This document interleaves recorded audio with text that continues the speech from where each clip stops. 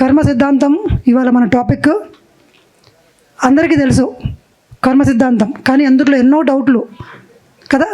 So ఈ senior masters నుంచి మనము ఫస్ట్ వాళ్ళ నుంచి ఒక్కొక్క నిమిషం వాళ్ళ గురించి చెప్తారు, తర్వాత మనం క్వశ్చన్లోకి వెళ్దాం. అందరికీ ధన్యవాదాలు. నా పేరు భూపతిరాజు, సిద్దిపేట. ఇప్పటిదాకా మేడం చెప్పిందాన్ని.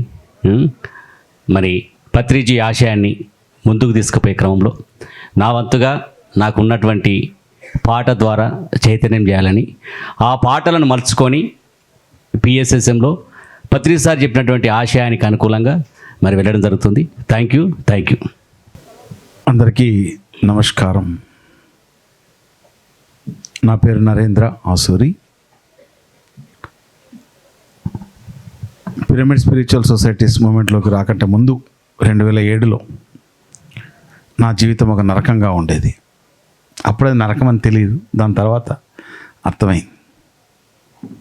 ఎప్పుడైతే పత్రిజీని 2007లో తిరువన్నామలలో కలిశాను, అంటే యోగీశ్వరుల దర్శన మాత్రం చేత ఆ జన్మల ఆ కర్మ పరంపరల నుంచి కొద్దిగా బయటపడగలుగుతాం వాళ్ళ దర్శన భాగ్యం చేతనే. అది ఊరికే దక్కదు. ఎవరికి దక్కదు. ఆ దర్శన భాగ్యం అనేది సామాన్యమైన విషయం కాదు. ఎన్నో జన్మల నుంచి ఎదురు చూస్తూ ఉంటే నాకు దక్కింది. 152 సంవత్సరాల తరువాత నాకు తిరిగి పత్రిజీ దర్శన భాగ్యం కలిగింది 2007లో. దాని తర్వాత నా జీవితం మారిపోయింది. ఓవర్ నైట్లో మార్పు ఏమీ రాలేదు, మెల్లిమెల్లిగా మార్పు రావడం జరిగింది. దాని తర్వాత పత్రిజీ అందించినటువంటి ధ్యానము, జ్ఞానము, వాటిని నా జీవితంలో అన్వయించుకుని తెలుసుకున్నటువంటి ఆ జ్ఞానాన్ని ఆచరించి తర్వాత పరిశోధనలు కూడా చేసి, ఎందుకంటే జనరల్గా నేను ఎవరేం చెప్పినా నమ్మే వ్యక్తిని కాదు. ఫస్ట్ కట్ చేస్తాను, యు ఆర్ రాంగ్ అంటాను. అప్పుడు ఏమవుతుంది, సరే అన్నాను అనుకో, నాకు అక్కడ నుంచి ఆన్సర్ రాదు, ఎనలైజేషన్ రాదు. దాని మీద ఇందాక అన్నారు కదా రాముగారు, ఎన్నో డౌట్స్ మిగిలిపోతాయని. ఆ డౌట్స్ నాతోనే ఉంటాయి. నువ్వు అన్న తప్పు అని నేను ఎప్పుడైతే అంటానో అప్పుడు అది ఏ విధంగా సరి అయినది అనేది నాకు ఎనలైజేషన్ వస్తుంది వాళ్ళ దగ్గర నుంచి. So this is my own way. నేను వాళ్ళ దగ్గర నుంచి ఆ జ్ఞానాన్ని తీసుకోవడానికి, అంటే వాళ్ళు మరింత లోతుగా చెప్పడానికి ట్రై చేస్తారు. అప్పటి వరకు ఏమవుతుంది, జస్ట్ ఎనలైజేషన్, ఓకే ఇదిలా. సో కాబట్టి ప్రశ్నించడం అనేది అలవాటు చేసుకోవాలి. ప్రశ్నించేవాడు ధన్యుడు. సో అలా నాకు నేను ప్రశ్నలు వేసుకున్నప్పుడు నాకు కావలసినటువంటి అన్ని సమాధానాలు పత్రిజీ ప్రబోధాలలో దొరికాయి. సో అప్పుడు నేను ఆధ్యాత్మికత అంటే ఇది కదా. ఆధ్యాత్మికత అంటే ఏమేమో అనుకుంటున్నాం మనం, గుళ్ళు గోపురాలు పూజలు ఏమేమో అనుకుంటున్నాం. కానీ ఆధ్యాత్మికత అంటే ఆది నుంచి ఉన్నటువంటి నీ ఆత్మకథ తెలుసుకోవడం. Thank you sir. Pyramid valley బెంగళూరులో బోర్డు మెంబర్గా ఉంటూ ఎన్నో కార్యక్రమాలు, ఎంతోమంది యువతకి ధ్యానం నేర్పిస్తూ అక్కడ పిరమిడ్ వ్యాలీ ఇంటర్నేషనల్లో ఎన్నో పాత్రలు వస్తున్న సీనియర్ మోస్ట్ మాస్టర్ స్టేజ్ మీదకి వచ్చేసారు.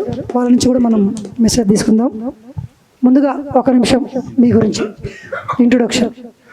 హలో మాస్టర్స్, అందరికీ నమస్కారం. నా పేరు చందు. నేను ధ్యానంలో రావడానికి ముఖ్యమైన రీజన్ ఏంటంటే నా ఫెయిల్ అయిన సబ్జెక్ట్స్ పాస్ అవుదామని. సో ఇంటర్మీడియట్ అందరూ 2 సంవత్సరాలు చదివితే నేను 4 సంవత్సరాలు చదవాల్సి వచ్చింది. సో ఆ ఒక కారణంతో నేను ధ్యానంలోకి రావడం జరిగింది 2000 సంవత్సరంలో. సో పత్రి సార్ మహబూబ్ నగర్కి వచ్చారు. సో మా క్లాస్మేట్ వాడు డిగ్రీకి వెళ్ళిపోయినా ఇంటర్మీడియట్లో ఉన్నాను. సో తను, నువ్వు ధ్యానం నేర్చుకుంటే నీ ఫెయిల్ అయిన సబ్జెక్ట్స్ పాస్ అవ్వచ్చురా, ఒక ఆయన వస్తున్నారు ఫ్రీగా ధ్యానం చెప్తారంట అని చెప్పినప్పుడు సరే ట్రై చేద్దామని చెప్పేసి వచ్చి ఇలాగే బ్రహ్మాండమైన క్లాస్, అక్కడ 300 మంది దాకా వచ్చారు. సో పత్రి సార్ ధ్యానం నేర్పించి ఫ్లూట్ ప్లే చేసిన తర్వాత ఆ గంటసేపు ధ్యానానే నా జీవితాన్ని మార్చింది. సో తర్వాత ధ్యానం ఓన్లీ ఎగ్జామ్స్ కోసమే కాదు, ఇంకా చాలా ఉంది ఇందులో అన్న విషయాలు అందరి అనుభవాల ద్వారా, పత్రి సార్ సజెస్ట్ చేసిన బుక్స్ ద్వారా, ధ్యానం ద్వారా ఈజీగా ఎడ్యుకేషన్ కంప్లీట్ చేసుకొని MBA వరకు, తర్వాత 2 years జాబ్ చేసిన తర్వాత మళ్ళీ ఇంకొక సెకండ్ ఇన్నింగ్స్ మొదలైంది నాలో. ఏంటంటే అప్పటి వరకు తీసుకున్నాను ఒక 7 సంవత్సరాల ధ్యానంలో నుంచి ఎన్నో లాభాలు పొందాను. ఎడ్యుకేషన్ పరంగా కావచ్చు, జాబ్ పరంగా కావచ్చు, అన్ని పరంగా. అని శాకాహారిగా మారాను. సో తర్వాత సేవ చేయాలి, సో తీసుకున్న దాన్ని ఏదో చేస్తేనే కానీ తృప్తి ఉంది అనే విషయాలు మళ్ళీ సేవ ద్వారా నేను ఎక్స్పీరియన్స్ అవ్వడం. సో జాబ్ రిజైన్ చేసి ఫుల్ టైం బెంగళూరులో పిరమిడ్ వ్యాలీలో గత 14 సంవత్సరాలుగా సేవ చేస్తూ ఉన్నాను. Thank you sir. ఇందాక మనం అడిగిన క్వశ్చన్ని కొనసాగిద్దాం. ప్రారంధము నా ప్రారంధము ఇంతే అని దాని గురించి ఆధ్యాత్మికంగా ధ్యానానికి సంబంధం ఏంటి, దాని గురించి మనం మాస్టర్ గారిని తీసుకుందాం. ముందుగా భూపతిరాజు గారు. ఓకే, నేను మొట్టమొదటిగా పత్రి సార్ దగ్గరికి వచ్చిన తర్వాత నేను తెలుసుకున్నది ఏంటంటే కర్మ సిద్ధాంతం. ఇక్కడ మన సినిమా అంతా కర్మ సిద్ధాంతమేనే ఉంది, ఎక్కడో లేదు. ధ్యానం చేద్దాం బ్రో పాటలో పత్రి సారు నాకు పెద్ద సబ్జెక్ట్ ఇచ్చిన దాంట్లో, విత్తు బట్టి చెట్టు అంట కర్మ బట్టి ఫలితం అంట, విత్తు బట్టి చెట్టు అంట కర్మ బట్టి ఫలితం అంట, చెడు చేస్తే చెడు అంట, మంచి చేస్తే మంచి అంట, ధ్యానము చేస్తే జ్ఞానం అంట, జ్ఞానం వస్తే ముక్తి అంట, ముక్తిని పెంచాలిరో అన్నలారా, శక్తిని పంచాలిరో అన్నలార్, ధ్యానము చేద్దామురో అన్నలార్, శ్వాసను పడుదామురో అన్నలారా. ఇది పత్రి సార్ రాసిన పాట. ఇందులో కర్మ సిద్ధాంతం అంటే ఏంటంటే, మనకు నా రాత ఇలా ఉంది అని మనం బాధపడే నుంచి రాత ఎలా రాసుకోవాలో నేర్పినటువంటి గురువు బ్రహ్మర్షి పత్రిజీ. నా రాత ఇలా ఉంది అని బాధపడే నుంచి మన రాతను మనం రాసుకునే విధంగా ఎవరి వాస్తవానికి వాళ్ళే సృష్టికర్తలని చెప్పినటువంటి మహానుభావుడు పత్రిజీ. కాబట్టి ఇక్కడ మన జీవితము, మన రాత మన చేతిలో ఉంది. రేపు భవిష్యత్తు ఏం కావాలో ఈరోజు మనం చేసుకోవచ్చు. ఏ కర్మలైతే ఎవడి కర్మానుసారంబు ఎవని యందు జన్మలెత్తుట తథ్యంబు జగము ఎందంటే, ఎవడు ఏ కర్మలైతే చేసిండో ఆ కర్మ ఫలితం అనుభవించడానికే జన్మ.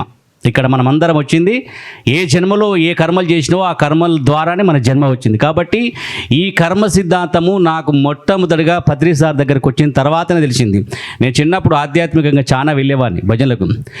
బ్రతికి నన్నాళ్ళు నీ భజన దప్పనుగాని మరణ కాలమునందు మరతునేమో, యావేలయ మధూతలాగ్రహంబున వచ్చి ప్రాణముల్ పెకలించి పట్టునప్పుడు, కపవాత పైత్యముల్ గప్పగా భ్రమచేత గంప ఉద్భవముంది కష్టపడుచు, నా జివ్వతో నిన్ను నారాయణాయనుచు బిలుతునో శ్రమ చేత బిలువలేనో. ఇది చాలా పెద్దగా ఉంటుంది.